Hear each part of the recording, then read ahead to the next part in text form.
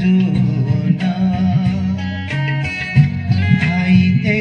অচিনা তমখাই আগুচিলেহি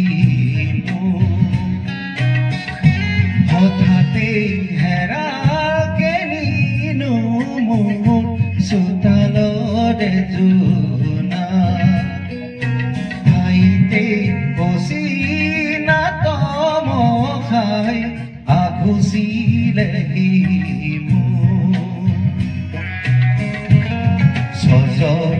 সজন চকু আঘাতে ঘেৰা বুকু কিদৰে দেখুৱাল হঠাতে